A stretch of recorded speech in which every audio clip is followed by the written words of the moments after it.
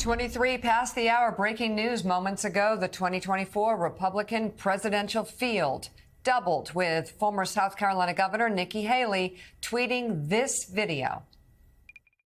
Republicans have lost the popular vote in 7 out of the last 8 presidential elections. That has to change.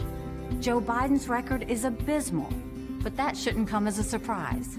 The Washington establishment has failed us over and over and over again. It's time for a new generation of leadership to rediscover fiscal responsibility, secure our border, and strengthen our country, our pride, and our purpose.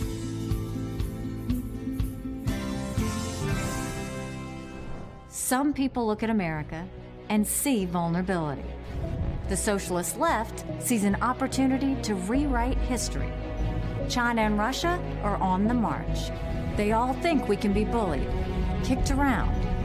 You should know this about me. I don't put up with bullies. And when you kick back, it hurts them more if you're wearing heels. I'm Nikki Haley, and I'm running for president. All right, so Nikki Haley now in the race. Joe, I take it you probably would support her strategy of losing, saying that that's what's been happening.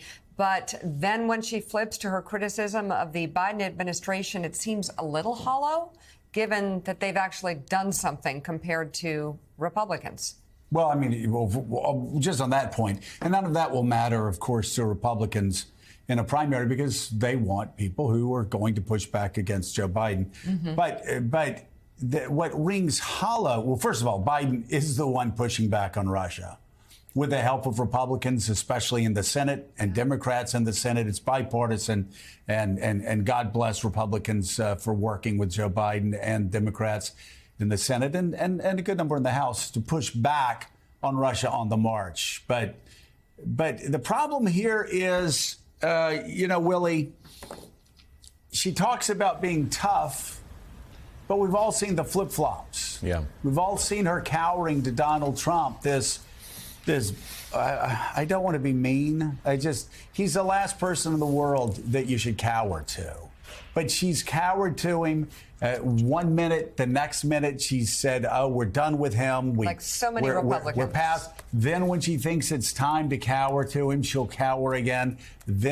And so, if you want to show strength, that's not the way to show strength. And I think that's actually her biggest challenge. That the Trumpers, they'll never forgive her for ever crossing Donald Trump. And the people who want a strong voice speaking out against Donald Trump, they'll never trust her because she changes her tune so quickly. And we were in South Carolina when she was trashing Donald Trump as a supporter of the KKK or a guy that wouldn't speak out against the KKK. And she hated Donald Trump until Donald Trump won South Carolina the next day and she got on board.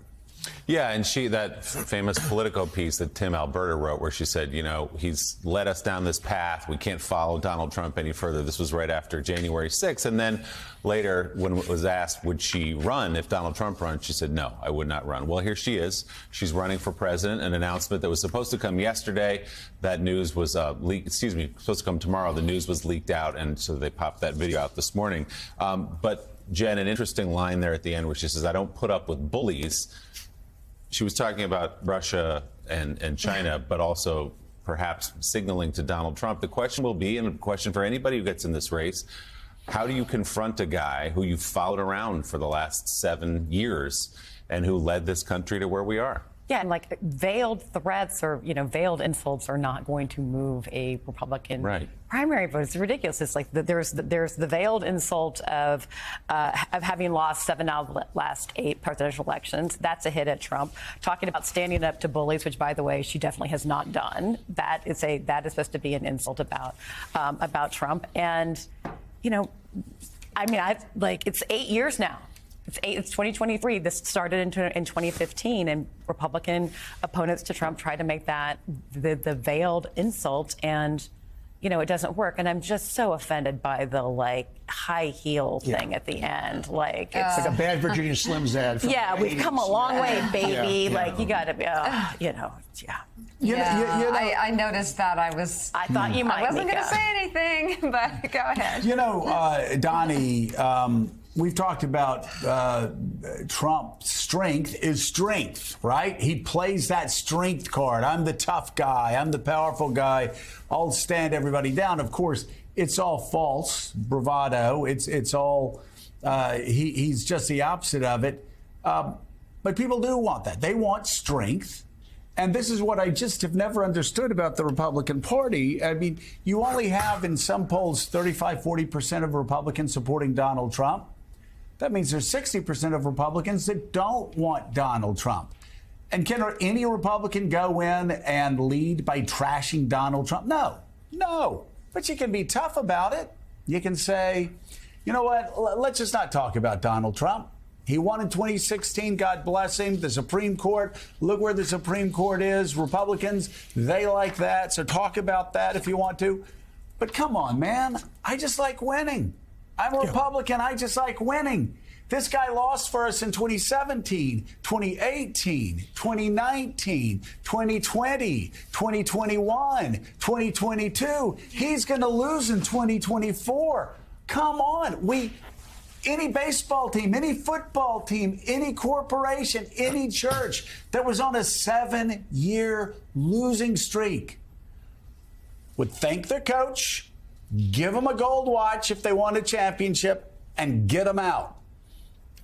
But no Republican will ever say that. They'll never tell the truth about Donald Trump and do it in a way where you're saying to Trump voters, come on, he won one time. But let's move forward. Let's be strong. And let's leave that legacy in the past, because that brand started losing right after it won in 2016.